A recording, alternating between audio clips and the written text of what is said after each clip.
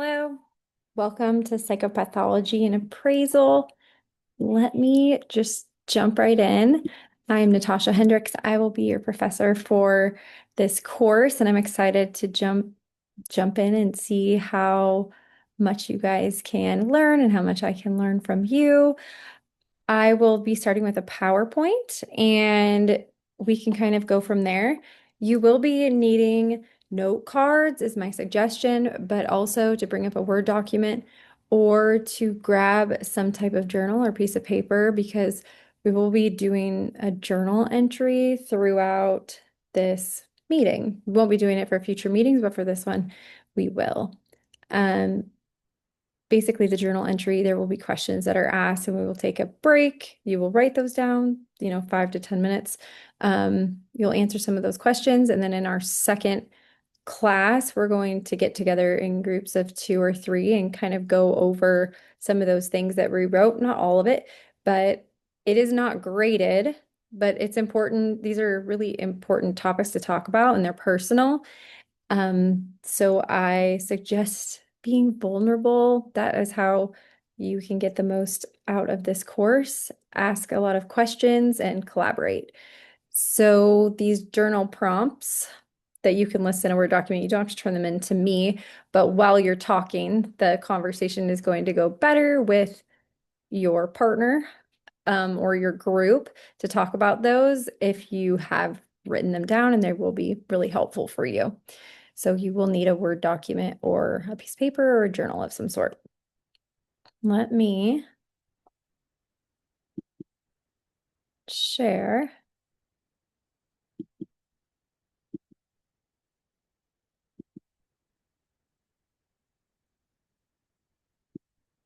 Okay.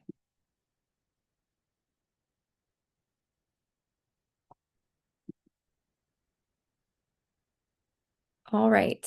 So again, we are in psychopathology and appraisal. I appreciate that you guys are doing this via video this time. I am out of the country with my family on a trip that we had booked, and it was my kid's Christmas present. So I am doing some self-care with my family, and I will be back to do live classes for the rest of the course. Okay, I kind of mentioned the journal for the introductions this week. So if you could please grab that out at any point that you need to pause this. We will take pauses throughout this time because of the input, journaling time, and collaboration, which would be group work within this context if it was live. We will only have an hour and a half session on video, but we will have those integrated time slots, which will equal those 3 hours that you need for this class today. So in the beginning of your journal, I'd just like you to write your name, one highlight from your break. I think it's really good for you and your partner, or you and your group to get to know each other a little bit better. It makes people feel safe and a little bit more vulnerable, and it is more connective. So I would like you to check in with yourself and just ask yourself how you are starting today. How are you doing as you're coming into this new course? This is an exciting course. It's one of my favorite to teach. And it was one of my favorite courses that I went through during my master's program because it is so impactful to the work that you do and absolutely necessary. So I really encourage you to dive into this content and to ask a lot of questions. You will be using this daily. So this is an important one. All of them are important, but I would definitely pay very close attention to the things that you are reading and the discussions that we're having and the content. So if you could just take that break and kind of sit with that. You can also just write the question down and come back to it, um, that you'll be talking with your partner about next week. What hopes, fears, and questions do you have as we begin this course? Many of you probably have a preconceived idea of what this course will be like, and maybe that is important for us to talk about together as a class. We will also go over some of these questions in the beginning of class to see if anything comes up as a group. The objectives of this course, we will be able to articulate what is expected and required to succeed in the class, begin to build rapport and safety to learn in this class, define abnormal behavior in psychopathology, begin to explore etiology and treatment for psychopathology. We will begin exploring the DSM and prepare to dig into diagnostic knowledge and application. So the syllabus I'm going to pull up really quick for you.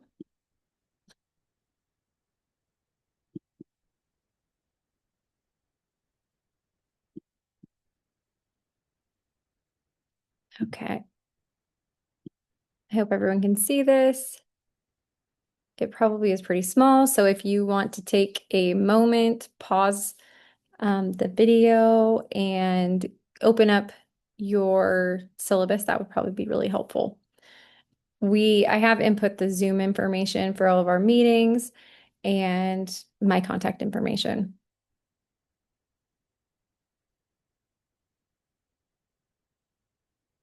will also be available. I'm seeing that it is not listed on here, but it is also available in the announcements. I am available over text as well if anybody has questions, concerns, needs that are more immediate. My preferred method of communication is email, but I absolutely invite via text as well. Okay, so it will be delivered via online. There won't be any in-person sessions. I really want to go over with you specifically some of the assignments and just kind of those course expectations, which they're very similar to your other courses. So I will let you read those aloud, or I will let you read those with your to yourself. Um, Let's see. So you have the required text. It's absolutely important to have the DSM because we will be using that for the entire course. There are these really awesome dividers on Amazon that I would definitely look into. It's easier to kind of find. They're like little inserts. It's easier to find the different diagnosis and kind of flip to it as fast as possible. It's not like a speed thing, but it is really helpful because it's it's all there's a lot of content there. So to divide it up may be helpful for you. I can give you more information if anybody has questions about that. There is participation points. There are quizzes almost every week. We will be doing two different case studies that will be going over um, two different clients, and we'll come up with a diagnosis, and you will go through all of the steps of creating that case study. Uh, the treatment and diversity presentation, we will go over that. During the first week, everybody will need to sign up on, I think it's called Doodle. It's listed in the announcements, and you will be able to pick one of the week and one of the diagnoses that you would like to present on. Some of them have two slots, which means those ones are being partnered up. So if you want that, you kind of just look through those and see if anything is interesting to you or if it's a week that you want to do. This is a really fun one.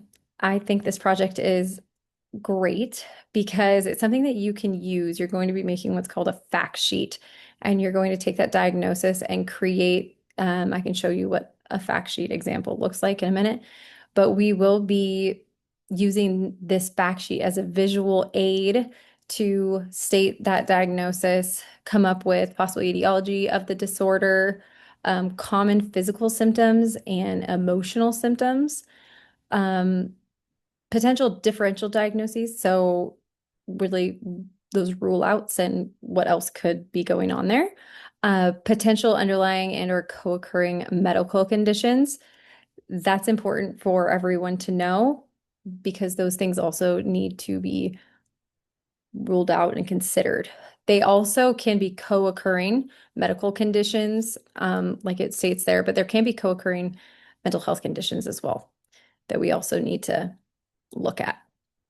You will be looking into what are evidence-based therapeutic treatments for this specific disorder and at least one referral to a different provider. So that might be a doctor, a psychiatrist, um, that might be a naturopath. It it really is pretty vast on who that person, what that connection may be. Typically for a first typically for a first session, I might ask when their last physical was, when the last time they visited their doctor, if if they're demonstrating some symptoms of depression or fatigue and things of that nature, it is important for them to check in with their doctor and rule out thyroid and other things. And that's just one example of many. So making sure that they have an updated um, medical contact and you have that information of that provider and can verify just that information that they have seen them lately, not lately, but sometime previously, and that they kind of have an idea that there isn't anything else going on that would really that would give an understanding to what this could be, if there's any underlying reasons why we're seeing this, because many disorders resemble many mental health conditions or medical conditions can have these co-occurring things as such like diabetes has a really high occurrence of depression. And thyroid conditions have a hyperthyroid is anxiety and it can look like a mood disorder and hypothyroid can look like depressive disorder. So it's important that we consider those. Um, it is important to look into the diversity considerations related to clients and this disorder. And so we're going to be doing it a little bit differently. It's important to understand and also to be pretty confident in delivering a diagnosis to a client and providing them something that they can look at. And this is why I like this assignment because these fact sheets are created into PDFs that you can then keep an email to a client, or you can use them as a visual aid to kind of go over what this disorder entails and kind of so they can look at the landscape. It's also a really great key points that you can go over with them so that they are in understanding of what that is and what that entails and open up discussions. Many people just like more information and they understand that looking on the internet, they can get a lot of incorrect information. And so for you to have something that is pretty, um, it's it's well documented, it's researched, and it comes from a professional, they'll trust that. And I think it's really, really helpful to have something to give them. And also it helps you to learn a lot more in depth of the content of that disorder. So what we will be doing when you're presenting is that you will present it as a counselor, and then the class is your client. So you are going to be delivering this diagnosis to all of us. And then to make sure that it's delivered in a culturally respectful context and understanding is that you will pick a culture or race or gender and how that client, what other things do we need to consider if that client is has that diversity consideration. Um, so these presentations will be 15 to 20 minutes in length, and there will be several during classes. You will also do a personal integration assignment. I will let you read through that. And if you have any questions about it, please let me know. It is very self-explanatory. So there will be 7 quizzes, 2 case studies, treatment and diversity presentation, and integration assignment.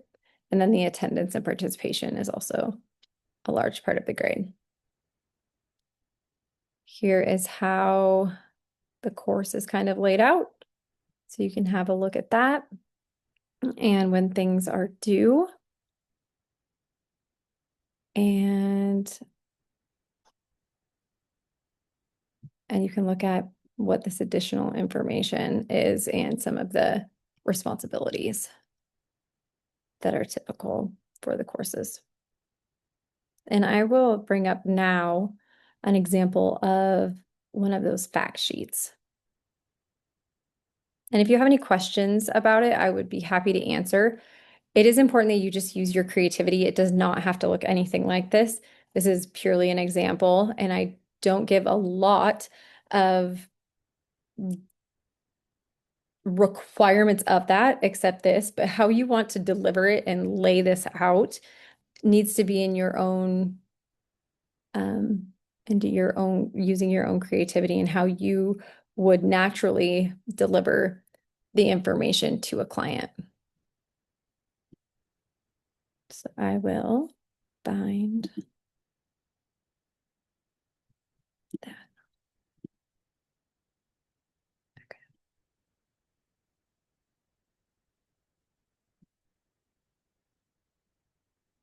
Okay. I'm trying to pull up the fact sheet. 1 minute. Okay.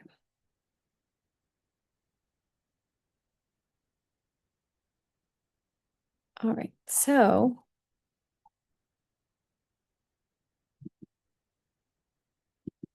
that is a difficulty. It is only showing one thing. So hold on 1 second.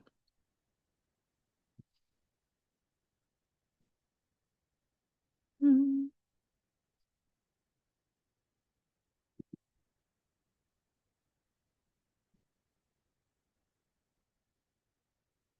All right. So I think that you can see it. So I will go to that document. All right. So here is the fact sheet. This one is on depression. This is one that no one is going to be presenting. So it's a good one for me to show you. So you will be going this, they don't have to be listed like this. Again, please use your own format and creativity in creating this. So you would also include, if you were doing it, you're going to be doing this fact sheet on the week that you choose when we go over that diagnosis. So this is common physical symptoms, common emotional symptoms, potential underlying medical conditions, substances that may cause or increase symptoms. As you can see, there are a lot included in here, and I really want you to dive into those sources that you're looking at. You can use a diverse array of sources, but it is important. You can also use your DSM, which is also a good one. I do want that incorporated. So potential underlying medical conditions, we'll go over this when we go over depression specifically. Substances, depression-related disorders. This is something that you do not have to include. This is kind of like how it results in the brain and the cause.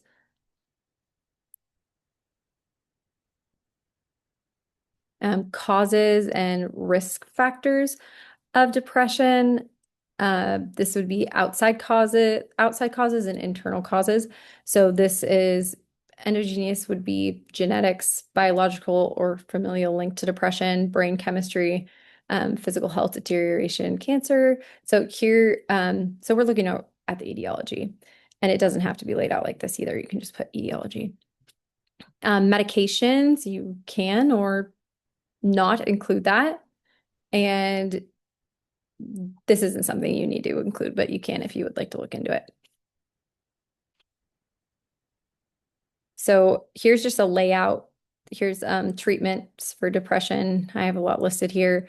You don't have to include a lot of this, so you only have to include what is listed on the syllabus. But this is more extensive version, but I just wanted to kind of give you an idea of what they look like. Okay. All right. Okay, we're going to jump back in to presentation.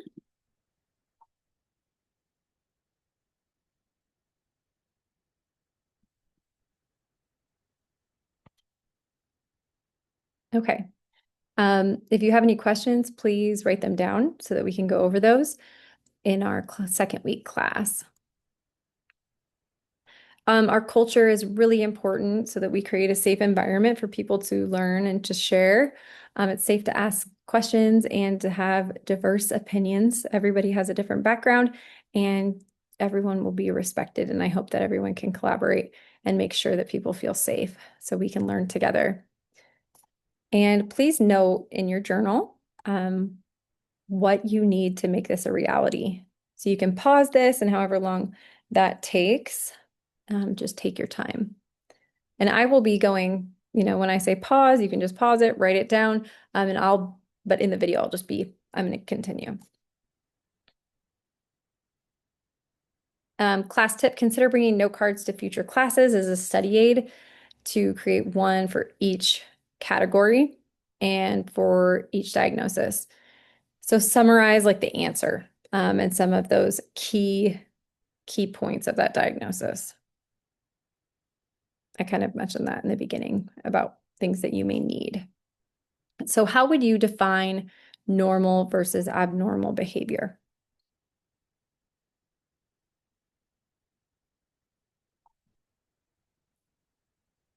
This is called the 4 Ds of psychological abnormality. Deviance is different, extreme, or unusual. Distress is unpleasant and upsetting. Dysfunction, it causes interference with life. This is often this is one of my main focuses is dysfunction. How much dysfunction is this causing in their life? How intrusive is this into their world, these symptoms? And danger poses risk of harm. How would you define normal versus abnormal behavior and the importance of cultural context? Culturally bound definitions of normal versus abnormal behavior. Normal and abnormal behavior are culturally defined.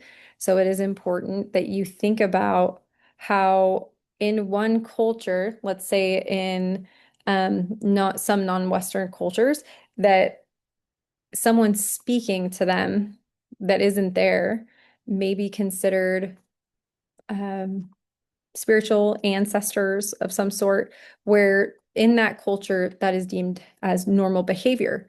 But in Western culture, that might be seen as a diagnosis for psychosis. So it's important that we understand and we listen and we collaborate and really learn about where they come from so that we can make an appropriate diagnosis. The same behavior can have different meanings across cultures.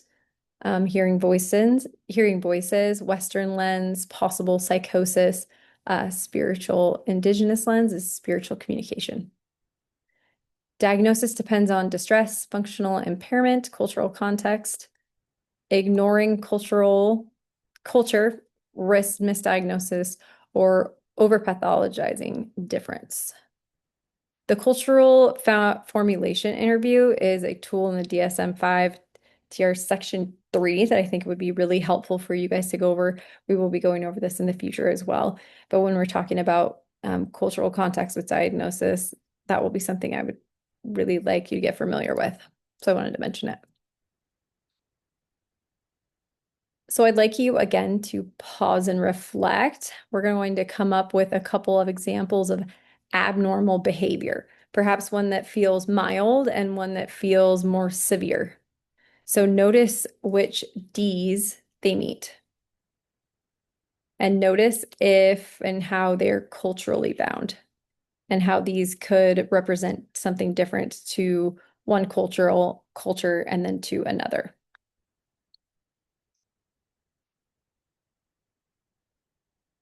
So if you could just pause the video and reflect on those, that would be great. It's important that when you're answering these questions, I could have said this in the beginning, this doesn't need to be an extensive answer. I would just take 5 minutes. If people want to be more extensive on this, absolutely. Uh, but we won't have a ton of time to go over these when we group up. So you can write as much as you would like, but these are important questions and take your time in answering them. I would spend 5 to 10 minutes on each one, not each question, each pause.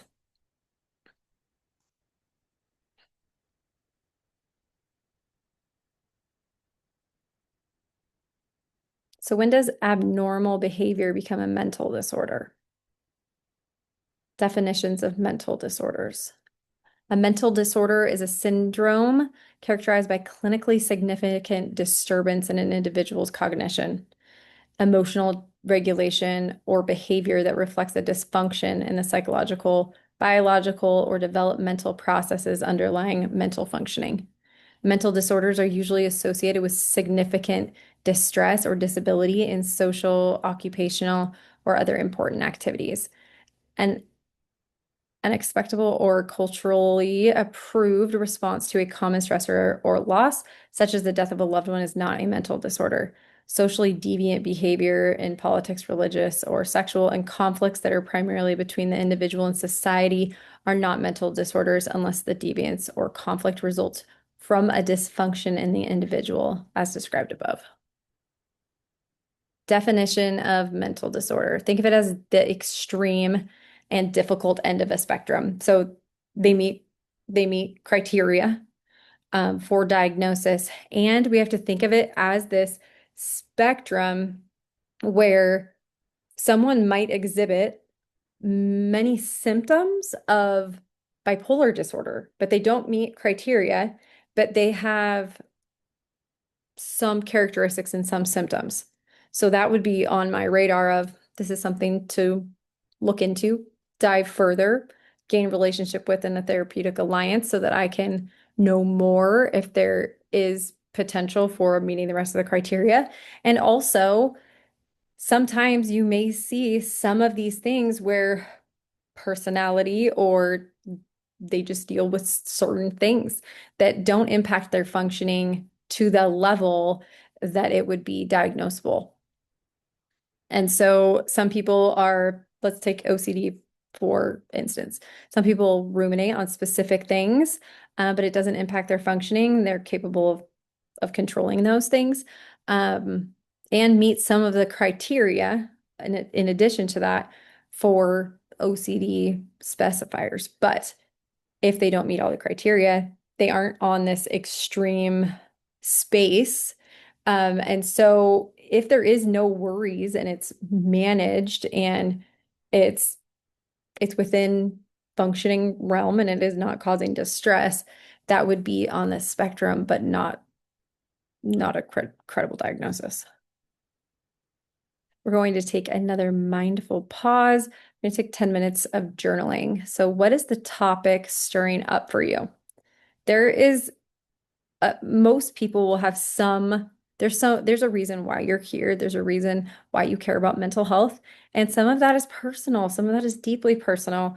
And most people have an experience with someone that has a mental health disorder, a family member, a friend, yourself, where you've had these experiences that really drive what you do and how you think and how you feel. And so this might be stirring up some things for you. And it's important to really recognize what that is stirring up and to pay attention and to dive deeper.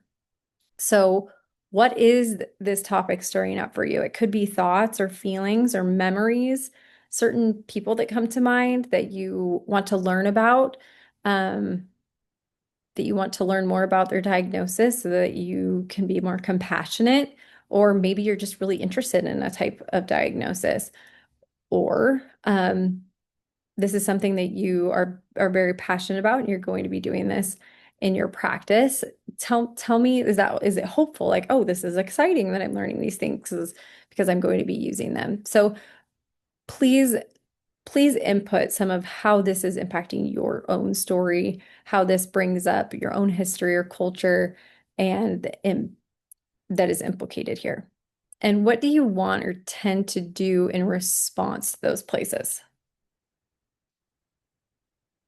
what is your response to some of these topics that we're going to be talking about? And how can you both honor and, if necessary, regulate those parts of you during this class? So if you have an experience with someone where they have a mental health condition and it's impacted you in a great way, developmentally in adulthood, this can bring up a lot within you that needs to be addressed, maybe with your own counselor, even bringing it out in class to say, hey, this is kind of bringing when you're meeting with your partner, like this is kind of what this is bringing up for me, and how we can learn to regulate those parts during class and afterwards. Debrief. You will be doing a debrief in class during week 2 with a partner during class about most of the time spending in this space. So please take 10 minutes. I would like you to spend the 10 to 15 minutes. I'd like you to spend the most time in this. I think this is one of the most helpful exercises you will do.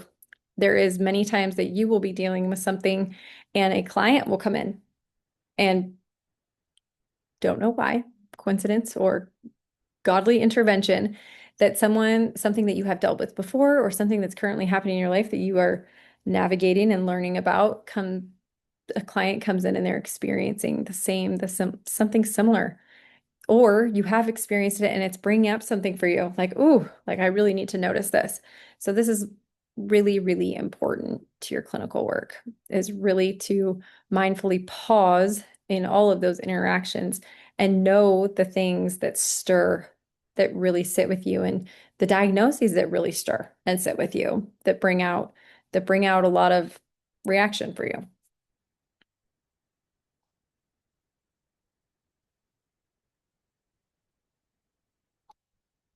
So I would like you to view this section in grounding for grad students. And I'm going to pull that up. And I think it's important for you guys to look at that. But I do want to tell you a couple coping mechanisms. I do want you to look at that. Those are great resources. But for the first one, I'm going to do one that I use a lot in my practice that I think would be helpful. So during sessions with people, it's important for you to stay grounded. Stay grounded and here in the room with them, because you don't really know what's going to come up in a session. So one skill that I really love, I can't do this when they're in person, but when they are online, is I have a weighted blanket and I just set it on my lap. Um, I get cold, so I have heat kind of going. So we're really activating like those sensory things to keep us really mindful and grounded. So I might take my shoes off and I'm like sit cross-legged in my chair. I might have some heat on. I might have a cup of tea, more ice waters, and I might have a weighted blanket on when I'm doing an online session.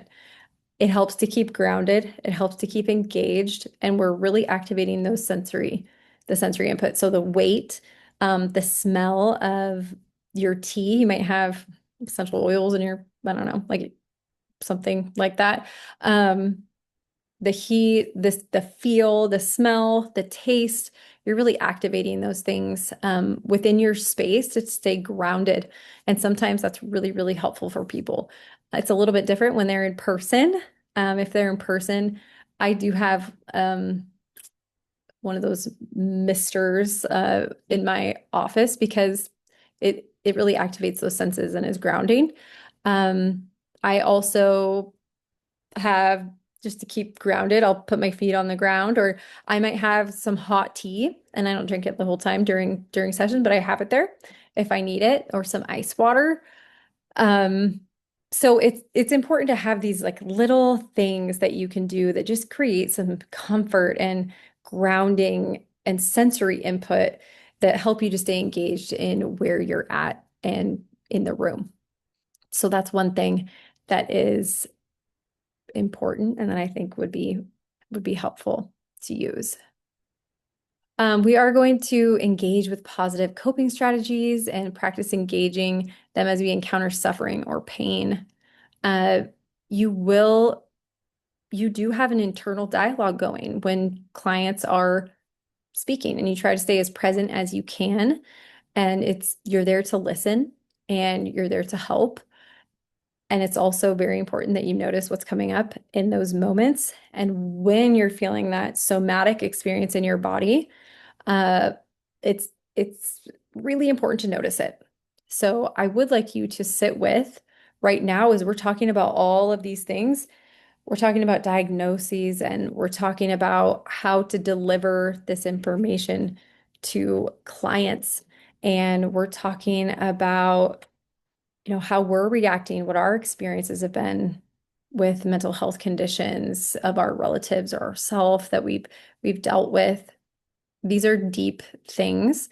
And so it is important. It's important to have these coping mechanisms, these coping strategies. So engaging in your senses is a very big one. I think it's important to have something that feels really calming in the room. So if that's a picture, I have a picture of a hummingbird that I really like, that's in the room. I have texture kind of things like my seat, I have pillows or my seat kind of has a texture on it to be able to have touch sensory things. Um, I have a sound machine that's on like with waves just a little bit. So I can tap into that to just come back into, and let's say I'm a little in here in my head a little bit. Just helps me to get back into the body. It's important that we listen to the body. I think this is the one of the most important things that we can do as therapists so that we can also teach about the mind-body connection and the beauty in it and the power in it. And so, as you are sitting in this class, as you are walking through your day, my first suggestion and hope is that when you're feeling a feeling, that you notice where you're feeling it in your body. So, I want you to take a moment and just, we're talking about this content. I want you to just notice where you're holding tension.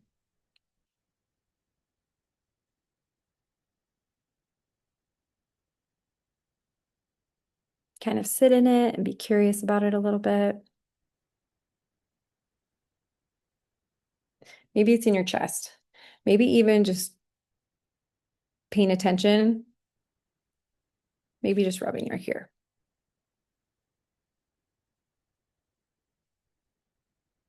Maybe it's in your shoulders. So if it's in your shoulders and you notice like, oh, I'm feeling like, this first class and just up here and this one thing that she said or this one thing that I read and kind of feel this, kind of shake it out. Just kind of like notice that. Maybe it's in your jaw. Maybe you're clenching your jaw. Ask yourself why. What about this moment has, let's be curious. Let's be curious about maybe what in your day has led to like this. Be curious about if you're feeling a little bit heavy here, what could that be bringing up? And after you're curious, you can just, okay, release it, rub your chest, kind of open your jaw, kind of release that. So asking yourself what you're experiencing and doing something to engage with it, like this, or I get cold really easily, so that's why I turn the heat on. Like I can just have the heat right there, a little heater. I notice like, oh, I'm getting kind of cold. Like I'm noticing what's happening in my body so that I can pay attention to it and I can be mindful of something that I need. So if I'm holding tension, if I'm cold, if I'm thirsty, like I might ask myself like, oh, okay, like I'm feeling hot, I'm feeling cold, I'm thirsty in this moment in this session. I need to get something so I can pay closer attention and I can be here with them. So asking yourself, where do I feel this in my body?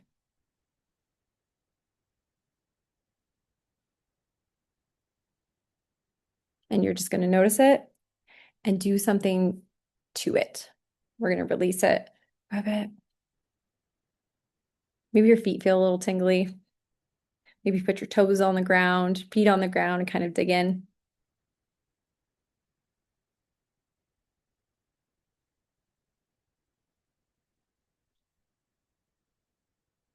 So I'd like you to note in your journal where you feel it in your body and what you did to pay attention. Were your shoulders, was your back kind of uncomfortable? And you were like, oh, yeah, my back kind of hurts. Like I need to put a pillow right there or something. Okay, I paid attention. Great. Or maybe it was my back kind of hurts. I need to move. I need to stay present with what's happening in my body and listen and do something so that I can be more present.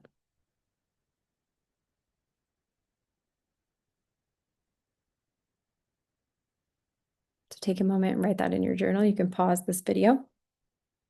And it is important because the body keeps trauma. The body is where trauma is stored, and the body is very, very good at convincing you about things, but also telling you things.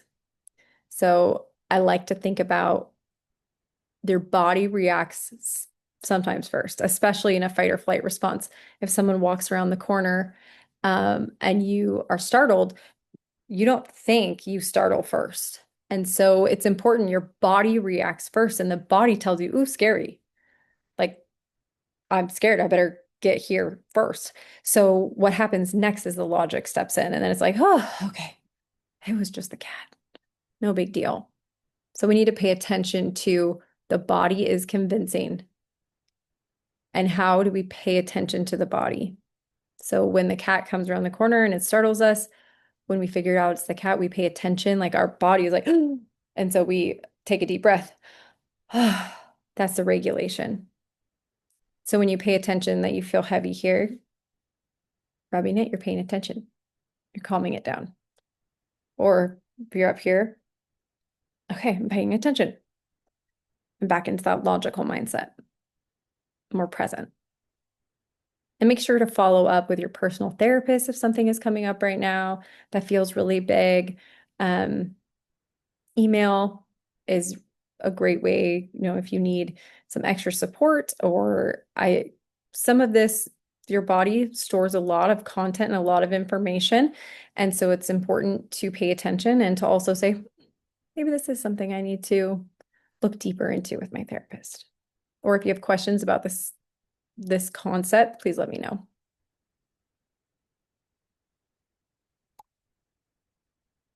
So what causes mental health disorders?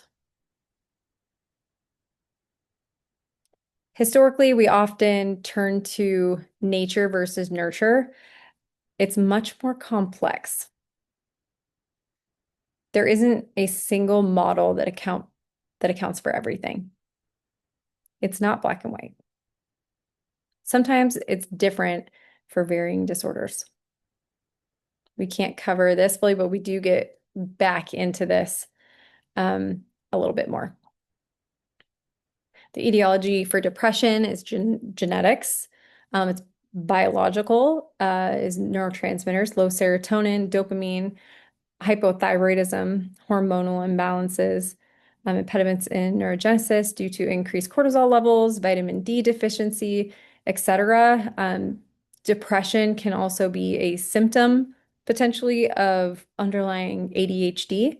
If someone has had ADHD for a long time, it hasn't been diagnosed, they can feel like they feel like a failure, or they feel like they can't complete things, or they're feeling discouraged. It can lead to depression. So sometimes it's also an underlying co-occurring disorder that is causing. So it's definitely complex. Psychological is stress and loss, insufficient sleep, negative thinking patterns, temperament, sensitivity, rumination can be risk factors, lack of meaningful work, hopelessness for the future. Social and spiritual, trauma and abuse, discrimination and racism, relationship distress and divorce, social disconnection and isolation, and disconnection from transcendent, whether it's nature or God.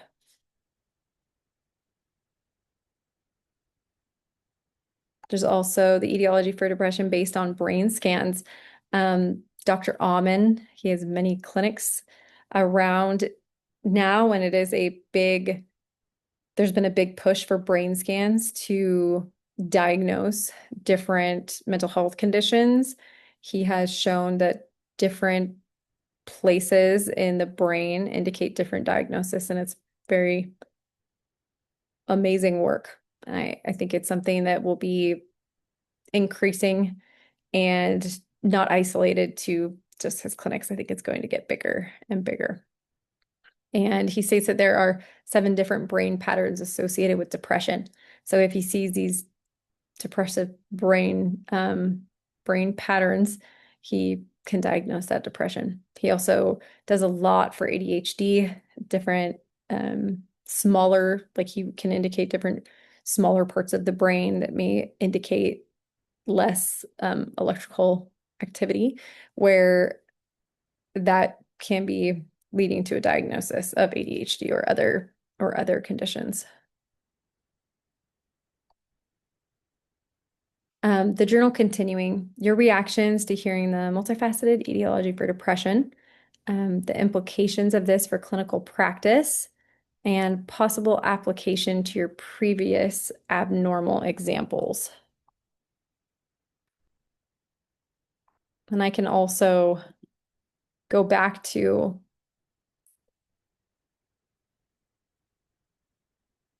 the fact sheet, and I can tell you a little bit more. So depression, other causes of depression, genetics, familial link, brain chemistry, physical health deterioration, cancer, certain personality traits, diabetes, inflammation, drug misuse, pregnancy and child rearing. And women have a increased risk of depression compared to men. There's also work problems, relationship problems, some of these we just went through. Financial issues is a huge one.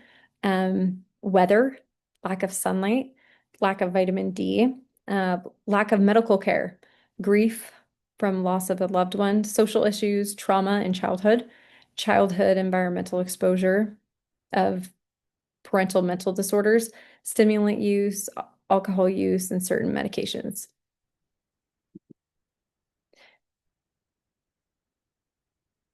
So if you can take a minute and pause and do this journal, I will end this video, but then I will be making another one.